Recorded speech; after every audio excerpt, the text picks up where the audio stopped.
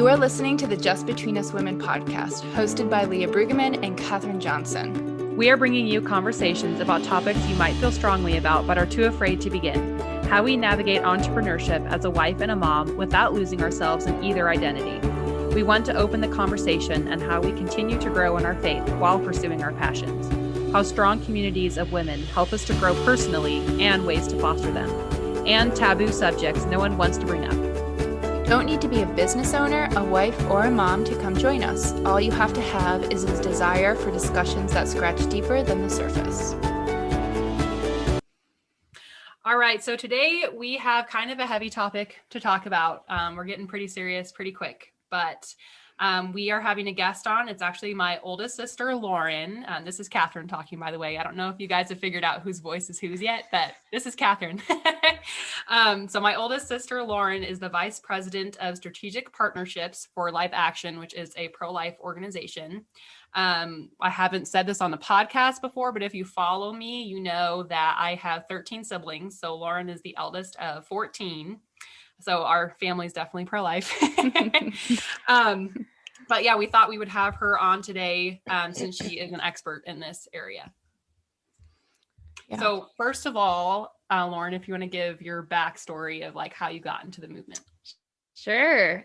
Thanks everybody for joining, who's listening in today or on this episode if you're listening later.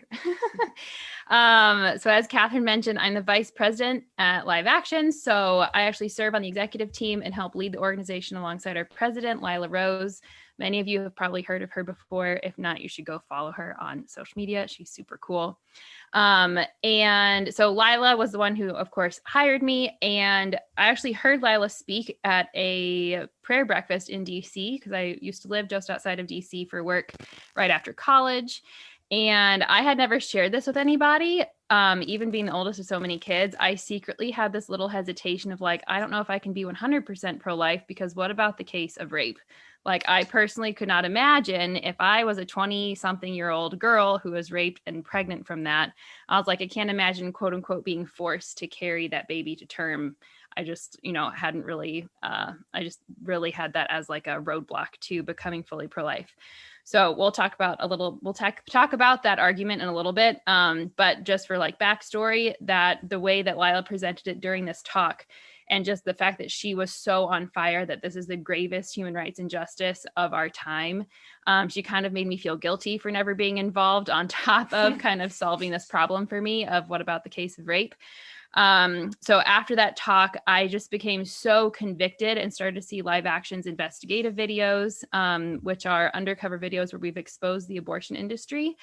And just saw those coming across my Facebook feed regularly. And the organization I was working at before was helping to promote Live Action's videos. So I started to see them a lot and just became more and more convicted that if this can happen in our country, like, why does anything else matter? We don't have a future for America. We don't have a healthy political system. We don't have an economy when we can kill our own children in the womb.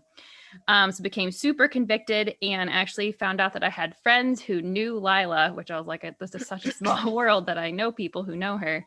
And worked the network and found a job description that I felt like was written for me for Live Action. And I've been there for almost 7 years. So I kind of like it. Yeah. So what do you do? Like the ins and out of your job? That's a great question. Many things. So working alongside Lila and Joseph, our COO, I help set the entire strategy for our organization. So, and hiring and all of our messaging, I kind of help oversee all the different aspects. My personal speciality is what I would say is like forming our culture as an organization. So organizational health is so important to be able to, just have a healthy organization and like trust and vulnerability on your team. So I work alongside the team to just make sure the right people are in the right seats. We're using their strengths to the best of our abilities and the skills and talents that they bring to the team. So, and then I also oversee our events, PR, media, and then my biggest role is to help oversee our entire fundraising team. So Live Action is a nonprofit organization. Most pro-life nonprofits that you hear about are they depend on donations to be able to do their work. So I've helped grow our funding for our organization over the past 7 years, and then have kind of like moved within the organization to hire the right people and then serve on the executive team to kind of set the strategy and direction for our whole org. So lots of hats. Many Yeah. hats. Yeah. So that's many. busy.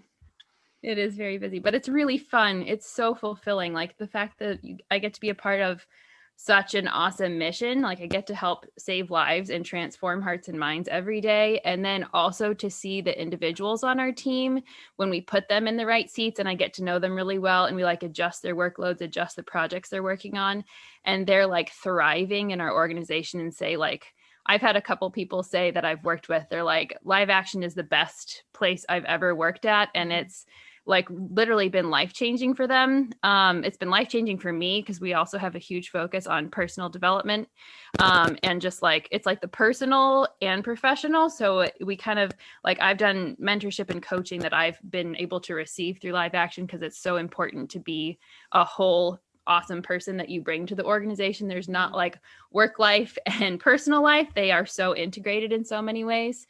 So yeah, that is like one of the best parts of working at Live Action. Yeah, I can vouch for that too, because actually I did like a little contract. When I was pregnant with Seth, I worked for them for like 8 months, I think it was. Yeah. At doing like admin assistant stuff, which also was lots of hats, but it was seriously coming from like a very corporate job to then working for Live Action was so refreshing.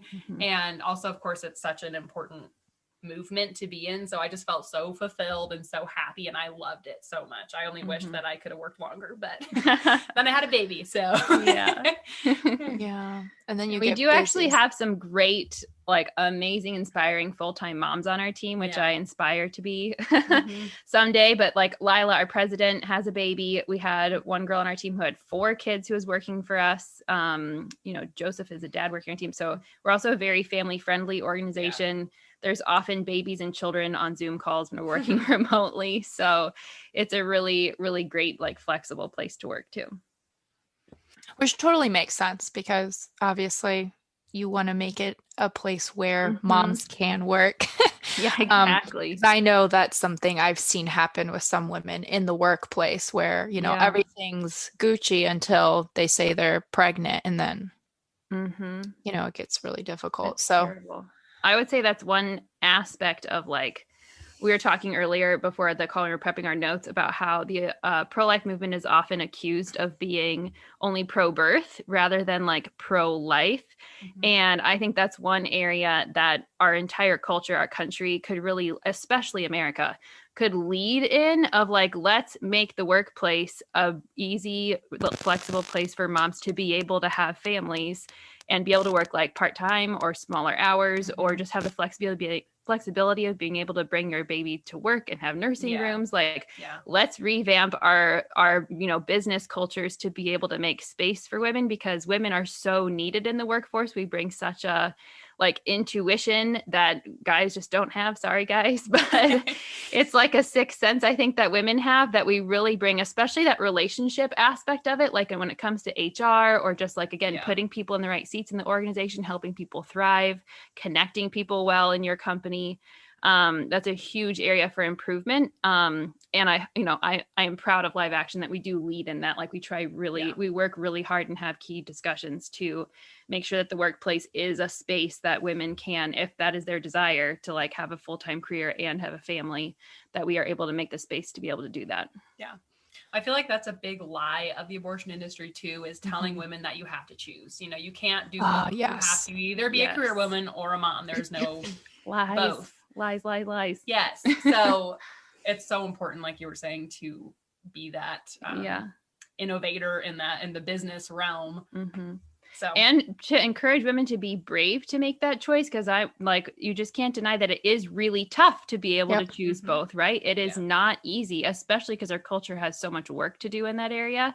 But to like take on the challenge to have a family and have your career, if that is what you feel like your calling is a great challenge and a huge opportunity to like really vision cast for our culture of like what a world can look like without abortion. I agree. I think that a lot of women will feel that calling, but are very daunted by the fact that they may be the first one trying to do that. Or even if they're going into it, maybe, they have one or two kids, and a lot of women are like, okay, one or two kids I can do, but what if I have five or six? How does that work? And I think a lot of times, what I see is the bosses they just kind of keep pushing them out and pushing them out as little and little until, they voluntarily retire or quit. But it's because that workplace definitely needs adjustment, for sure. So I agree. Yeah. That's all I have to say. So important. So good. So one of the questions that we had for you, I think Leah and I both had this question, was like what to post on social media about this topic. Because we are so pro-life, because it's such an important topic. Like what do you post? When do you post? When do you ignore people who are pro-abortion online? Like, how do you navigate all of that on the online space? Whew, it's a loaded question. Yes. But you're asking the right organization, because we, in case you guys don't know about Live Action, we do have the largest social media presence for the entire pro-life movement. We have over 5.2 million followers total, and we're on all of the major platforms and always looking for fun other ones to be a part of. So social media posting is, as of right now, one of the things that we've become really, really good at. So one thing I would say, go follow Live Action for just good examples of how we present the messaging and how we tackle such a tough topic regularly, to kind of get our tone, our messaging, the way that we go about it. So one thing to be, I would say a couple things. For a really good way to just start and spark conversations is to post like in your stories, right? So it's something that you can kind of give some nuance to. You can even get on and like kind of explain why you're posting whatever it is, because you do kind of need a little bit of packaging, quote unquote, to like couch the conversation in the right way. And then for posting on social media, I would say a couple key things is to just have like an attitude of charity when you're sharing it, and compassion for people who have suffered from abortions. Like, it's like 1 in 4 women have had an abortion themselves. So that means there's that many people in our own circles who are, who are suffering from the trauma, post-trauma of abortion. And that's a lot of times that's hidden. People don't talk about their abortions that they've had. And so it can be really, quote unquote, triggering for people. So you want to make sure that you're not posting with like cuss words and expletives and like being super angry posting about it. You can be like kind of righteous indignation of like, this has got to stop. This is unbelievable. Like, this injustice has got to end. But like, there's a difference between that and being like, F this, like, this is the worst thing ever. Just being like really, really careful about how you, quote unquote, market your message, because people are gonna, you as a messenger also speak a lot more than the post that you post, right? Yeah. So if you in general are one of those people that just like post a lot of crude stuff, or just like expletive filled stuff, or, music that most people don't approve of, like that kind of, your persona, quote unquote, online kind of speaks volumes before you even post anything pro-life, right? So people are not going to take you seriously as somebody who's advocating for the preborn if they don't trust you as an individual anyway by the other stuff that you're posting, if that makes sense. So it's kind of understanding this whole, like, you can't be like, pro-life is not in this little box. It's kind of like, it should be integrated into everything of who you are as a person. And that means like leading in love and charity, but then also being really bold and sharing the truth. I'm trying to think what else. What was the other part of the question on that one? When do you ignore someone who is like pro-abortion? Because I actually had this morning, actually, of course, today. One of my friends, coworkers from a previous job, she's pro-abortion, and she was there weren't expletives, but I mean, it's very crude. The way it was worded was very crude. And I did engage. I did reply to it, because everyone else on there was in her circle of being, pro-abortion. They're like, cheering her on. And we have that kind of relationship where we're friends as well. So she could appreciate me posting on it and not get offended or, mad at me. But yeah, it's like because we have that relationship, I felt comfortable enough to engage. So when do you like decide that maybe I should just ignore this post, and when should I engage on it? That is an excellent question. It really takes a lot of prudence and just like you said, judgment on whether like, are you really good friends with this person and will they take it like well if you get into an argument with them on the topic. I have, had people unfriend me in my early days of pro-life activism because I was just like getting into these comment wars with people on their walls. And I didn't have a solid, strong relationship with the person whose wall I was posting on. I was arguing with one of her really good friends. And so that went super far south because now I'm not friends with them on Facebook anymore. And then now that conversation is just like shut down. Yeah. So I would say being a good judge of, the relationship that you have with the person that you're arguing with. And I've also found a lot of times it's better to just like take that conversation into a like chat or something instead, rather than it being this like awesome like takedown quote unquote on somebody's wall. If it's somebody you don't have a super strong relationship with, it's just so much healthier to go have a personal conversation with them, either online or even better, like go talk to them in person, like set up a coffee, go chat with them about the issue if you're like friends with them or just not even super close friends yet.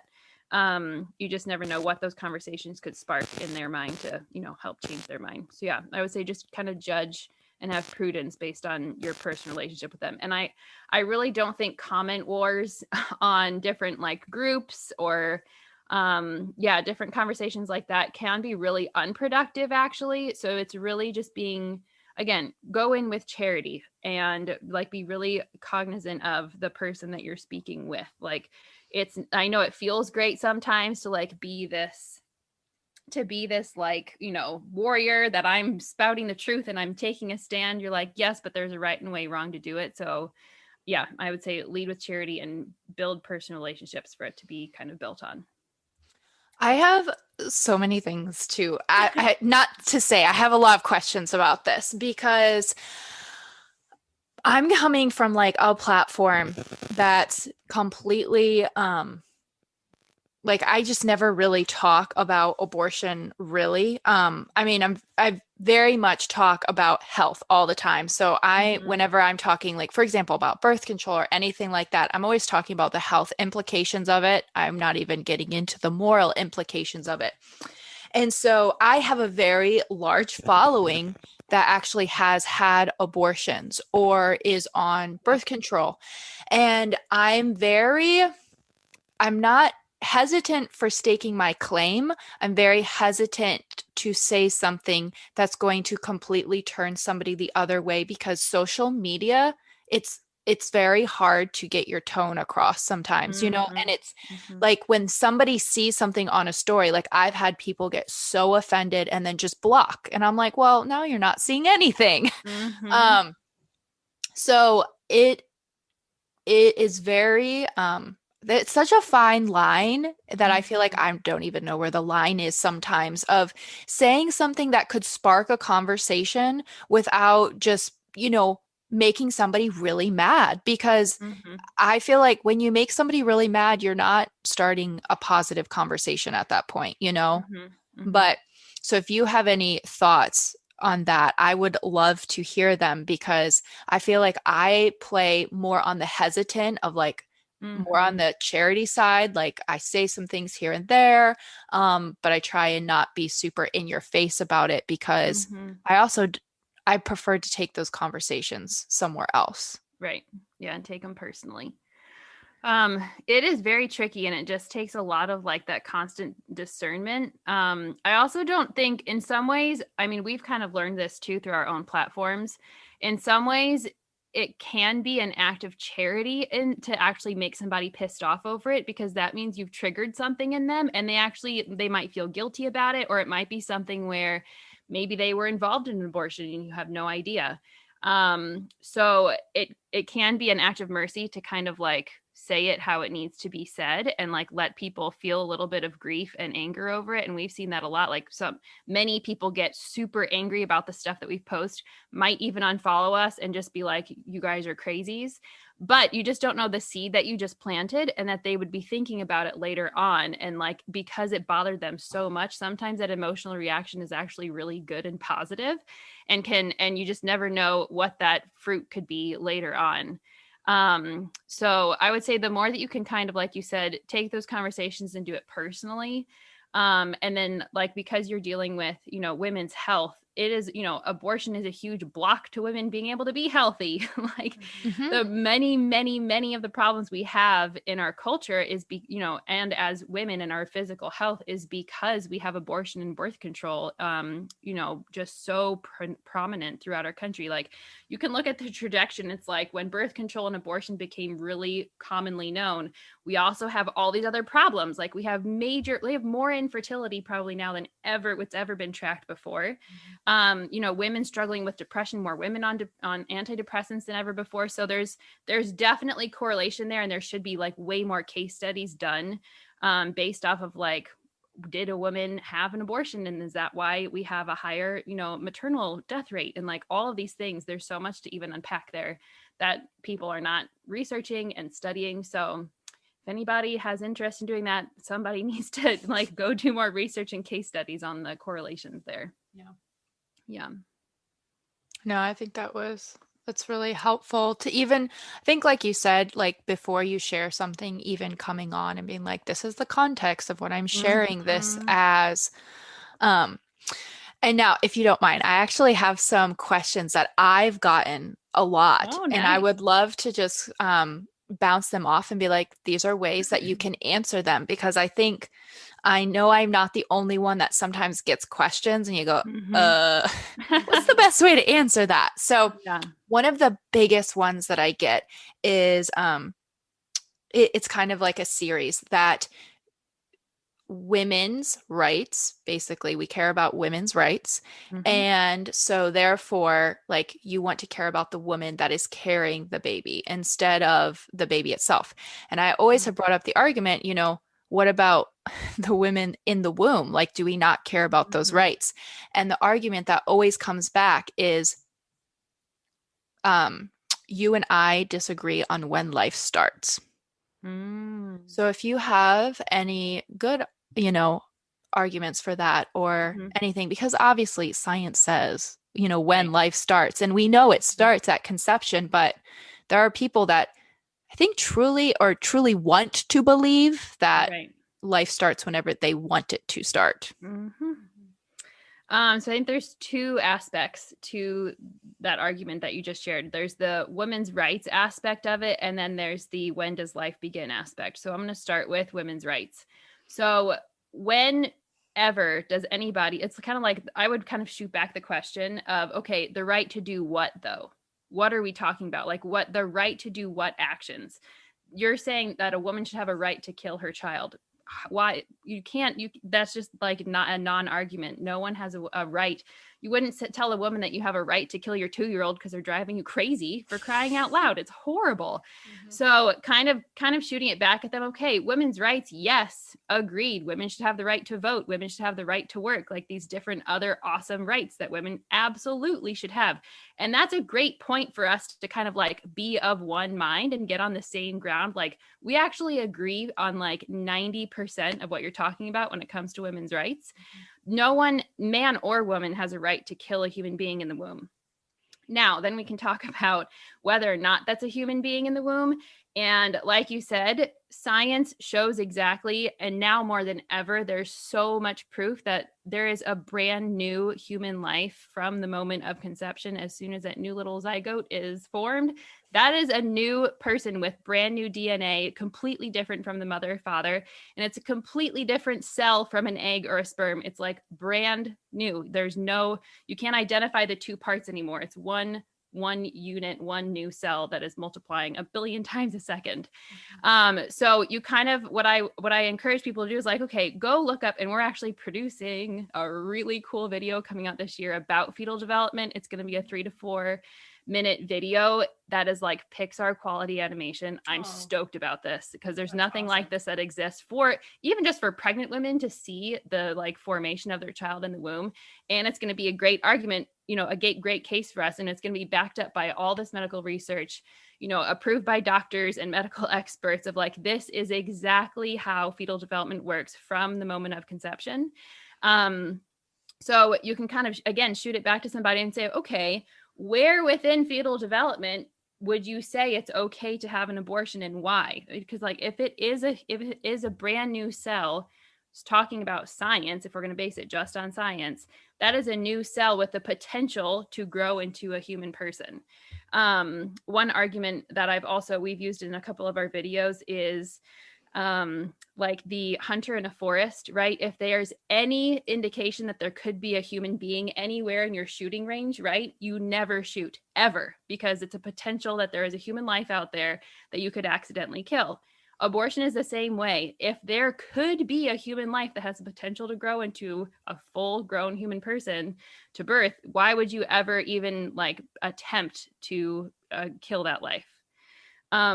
So yeah, I kind of put it back on that. Like, go look up Human Development. Live Action is going to have this new video out. We have a couple other videos explaining it. And you don't have to go to a pro-life organization. Go look it up in medical textbooks that people use in the medical field. It is clearly a human person from day one. No, I love that. I mean, in some ways, it's a circle argument. You know, you're going to keep coming back to the point that they want to just argue. Right. But I love when you can still be like, well, we're just going to leave it. If you're going to bring in science, like, here's science. And then go look it up for yourself. Yeah. And the other thing is too, especially when you're having those like personal conversations with people in your chats, like in your private messages, individually, in person, kind of understanding why somebody wants to have an exception for abortion. Like, why do you feel like abortion is necessary? Because then that kind of gets to like, okay, maybe you participated in abortion somehow, or you had a family member or a friend who had an abortion. So in many ways, people defend abortion because they have some personal connection to it. And that's really the roadblock to them accepting it. Because if they can accept that it kills a human being, then their friend or family member or they themselves could be guilty of that. And that is really hard to face. And it's a lot to actually be able to admit that you participated in a murder within the womb is horrifying. But it's the only way that we're going to be able to get to the healing that we need in our country, and for people to face that guilt and face the horror that they participated in, to then heal from it, and then to become themselves advocates for the preborn. Yeah. So those exceptions, we can definitely, that's something we wanted to touch on. And that's always what it comes back to. They always are going to say, okay, well, what about rape? What about incest? And what about endangerment of the mother? So I know you can, two of those, rape and incest, usually kind of you can put together.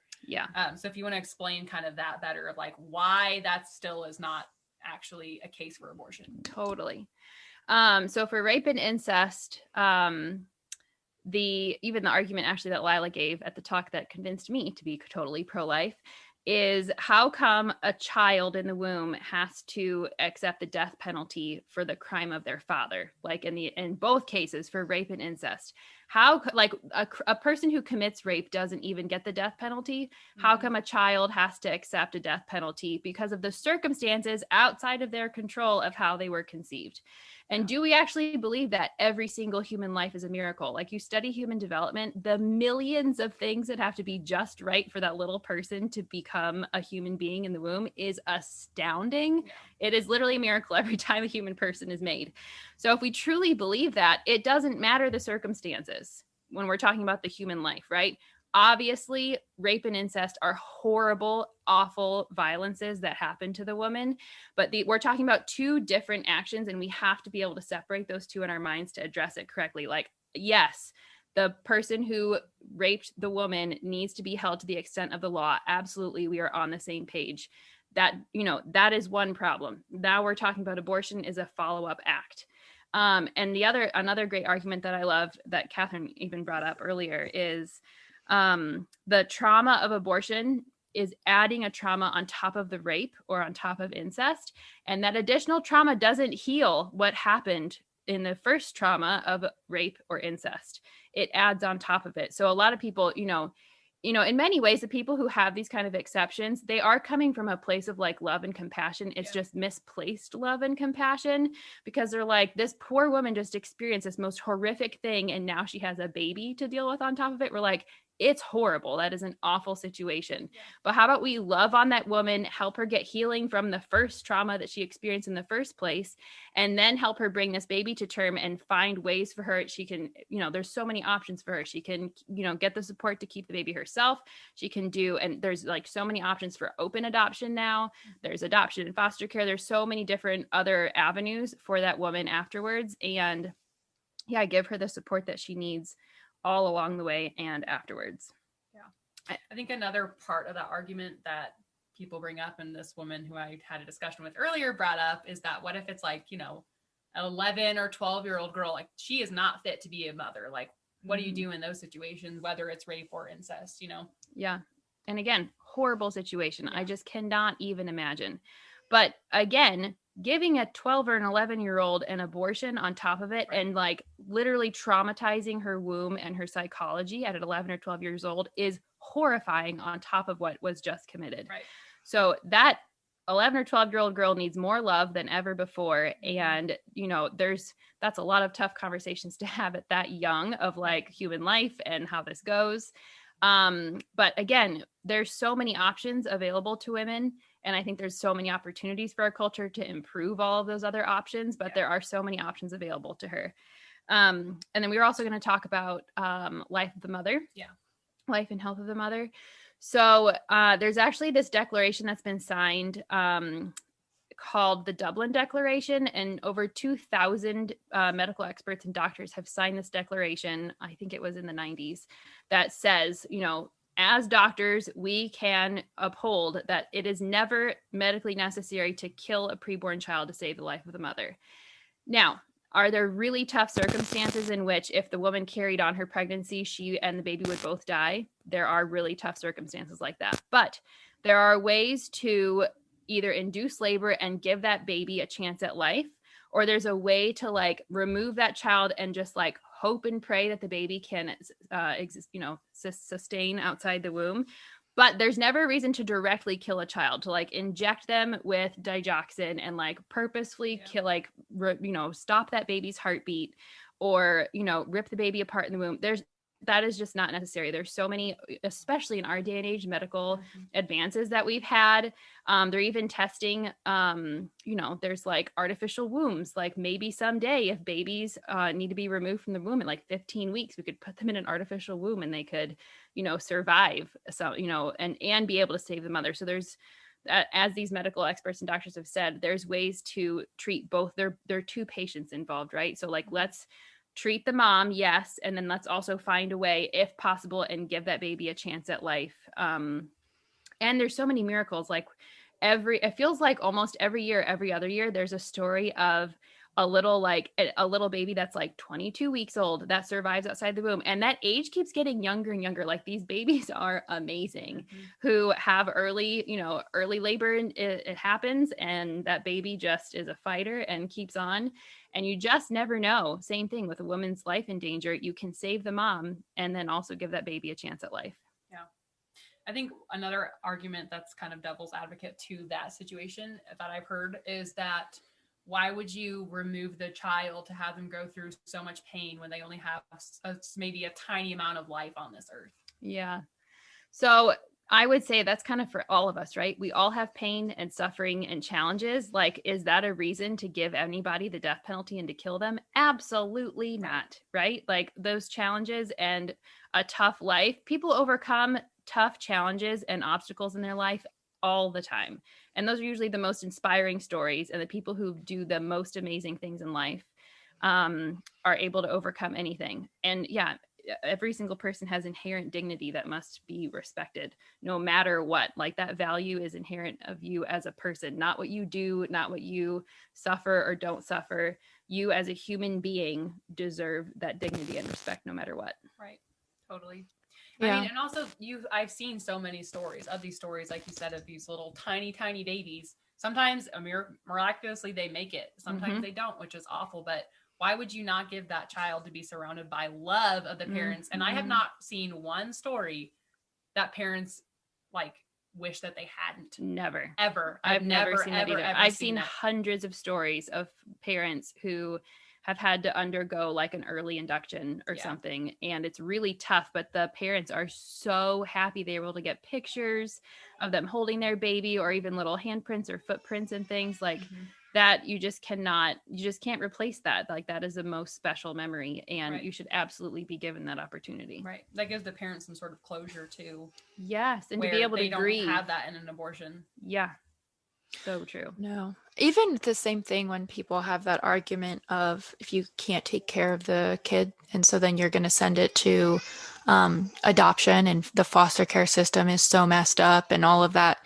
And it still comes back to, so you're going to make that decision to just take away any chance of any life. And talk to any child who has been adopted or has been through foster care system.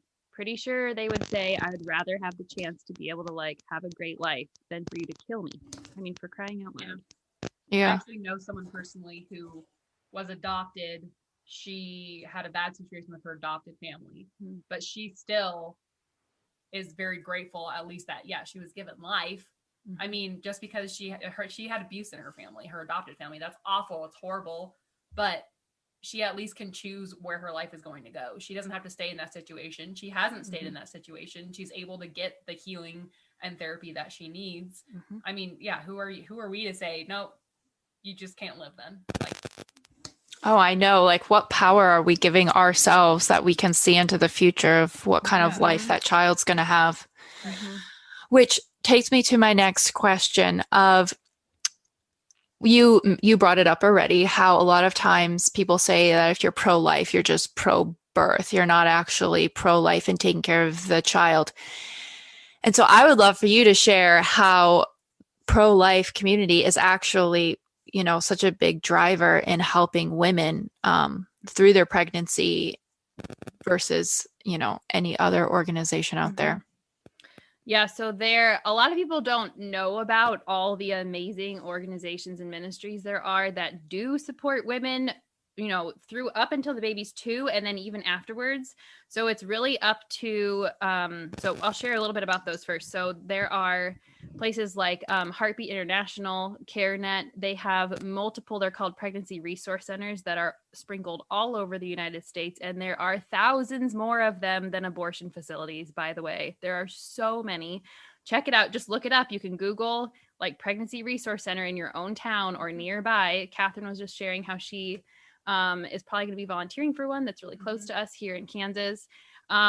So there are amazing resources for women. And I think it's our duty as people who say we're pro-life to know where our local facility is, so that if we ever encounter somebody who's, in that situation or looking for help, we know exactly where to send them. And they can provide everything like diapers, formula, counseling. If you decide to keep your own baby, they'll give you support, and hopefully they'll plug you into like your local church and get you involved in your local school so that you have everything all the way through. And then if you choose, there's so many awesome adoption agencies now. I shared earlier a lot of options for open adoption now too, which is really awesome that is becoming, a more common thing. And then, people give that argument of the foster care system is so messed up. Okay, then let's fix the foster care system. Right. I agree. It is a mess. Yeah. So that's on us as pro-life individuals. If you feel inspired to help reform the, both the adoption process, because it is way too expensive for a lot of people, for people who are trying to adopt. And then same thing with foster care system, like the excuse that it's a bad system is not an excuse. Then get off your ass and go do something about it. Yes. Change the system. That's where our taxpayer money should go to, is actually fixing the problem. Abortion is not fixing the problem at all. How about that money goes towards actually fixing the foster care system and helping adoptions be more affordable for people? Yeah. And then I think it's also really up to our churches as well to like become more like involved and to be plugged in. Like, again, the church should know who your pregnancy resource center is and have that like awesome working relationship, so that you can also, your church can walk alongside that woman so she's never alone in the process. And there's also, if you're plugged into your church community well, there are so many, there's so many people struggling with infertility now, and so many people who have like extra spare rooms. We live in like the most wealthy country in the world. there's so many opportunities and people who would love to help others, but we're so like disconnected. I mean, COVID has really made that a lot harder too. Yeah. But we're so disconnected from our own communities that if we would get more plugged in, have these tough conversations more often, it's amazing the connections that you can make. And like every single mom who needs that help can actually, there are so many resources and people who want to help. Mm-hmm. So building those networks and having those conversations is critical. Yeah, it's really hard to, I think, for some people to broach that conversation, you know, like you said, to have the difficult conversations. And I think in some instances, like no matter how that child was conceived and brought into this world, for some people, there can be, depending on that situation, there can be a lot of shame. And I think that even as communities, like they may be looking on that individual in that way. And I think that's something that we need to change as well, because no matter how the child was conceived, a child is always a gift, you know? And so I know that I totally agree. The child is not the problem. Like the child is like, God decided that actually, even in whatever case of sin or whatever happened beforehand, God decided to actually turn that into something good and have a baby come out of it. And that is awesome. So yeah, I agree. It's like, why are we judging women for being pregnant? That is ridiculous. Like God decided that baby is going to be there. So let's help her and support her all the way through. Right. Yeah, I agree. Because her sin is more exposed than yours doesn't mean it's worse than yours. Exactly. Yeah. So true. Yeah, which I think that just comes from individuals standing up and like changing that community, because you know, I see that in a lot of different communities, and or even women telling their story, and they are always very hush hush about it. And I don't know, bringing awareness is the first step, you know. So got to talk about it. Agreed. So the last thing, which you kind of already touched on then with this whole past conversation, but ways to get involved, if you could give concrete examples of ways for people to get involved in the movement. Yes. Sure. I have lots. I have 5 main ones. I'm actually pulling this from a great Instagram post that we posted. I think it was a few weeks ago, 6 weeks ago, actually. So the 5 that I can share right now, one would be just learn and educate yourself on the issue. So there's so many great resources out there. Learn from the pro-life content we're putting out, that others are putting out, and share it with your friends, again, in a charitable, kind way. But like you said, the only way we can share awareness is if we know the facts and know the issue really well ourselves, and be able to do, have those arguments that, or discussions that need to be had. So learn and educate yourself really well. We actually have a great series called Pro-Life Replies. And actually, a lot of the arguments that I shared, we have in individual videos that have these really awesome experts and motion graphics and things to kind of give you an argument for each of the most common what we call pro-abortion arguments. So check those out. Those are also a great way to just be fully equipped with the talking points that you need. So I'll say number 2, the second way you can get involved is to advocate for the preborn. So know who your representatives are in your state and contact them about abortion-related legislation that's going on in your own state and in your own community. If you just go to usa.gov/elected officials, there's ways for you to just find out what the heck is happening even in my own state. And I really think starting at the state level is critical for us to be able to make huge headway for the pro-life movement. So advocate would be number 2. You can, represent the pro-life movement again on your social media platforms. You can wear pro-life gear. We've had a lot of people who wear, it's a subtle kind of pro-life t-shirt or a sweatshirt or something, but it sparks really good conversations with people. She's like, what does your shirt mean? Like, what's going on here? What is that? So that's a great way as well. There's tons of great pro-life gear. Of course, I'm going to give the Live Action plug. We have a great shop if you're looking for cool pro-life gear. Like I mentioned earlier, another thing that you can do is donate to a pro-life organization or one of those pregnancy resource centers. Like I talked about, the women, if you are really concerned about women being supported, there's so many great organizations, and centers out there that are supporting women all the way through. So donate to them, whether it's money, your time, your talents, diapers, formula, all the good things. And then another great way, this actually was another key way that actually got me involved in the pro-life movement.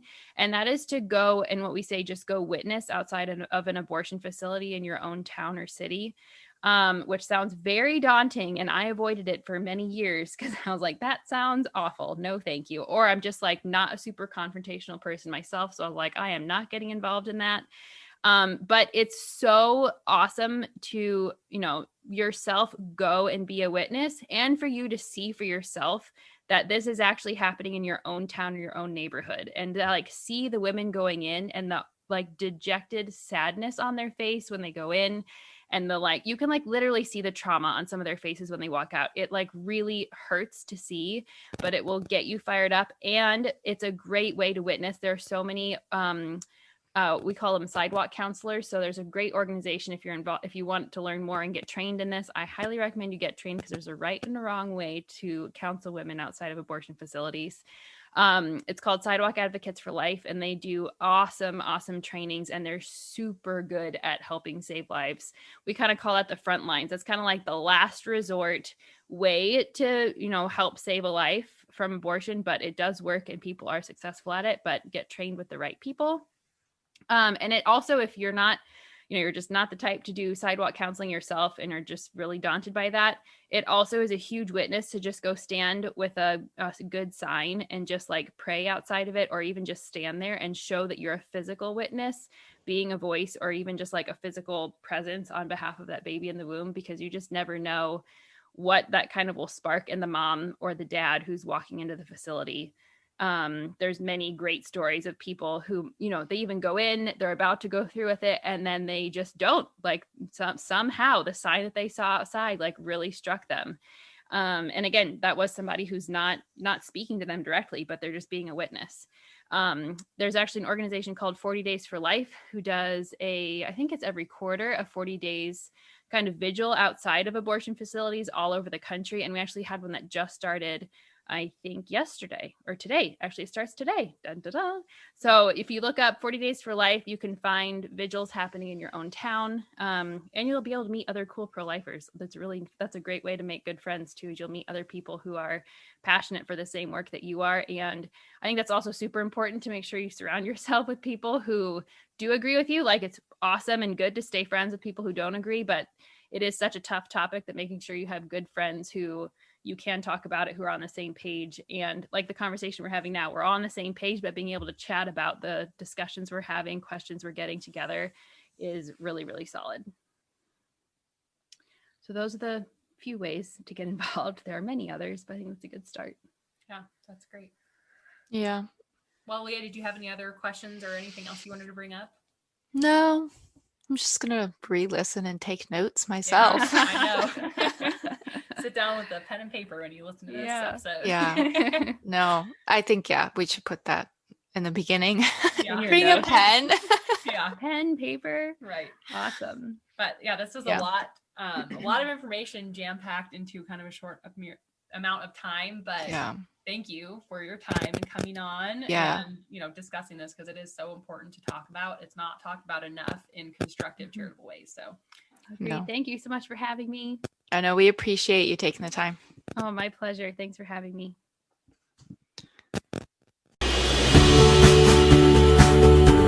Thank you for listening to the Just Between Us Women podcast. You can find us on Instagram at Just Between Us Women podcast, and we absolutely would love to hear from you. If you found this episode helpful, share it with a friend and be sure to share it to your Instagram story and tag us so we can see. You can expect episodes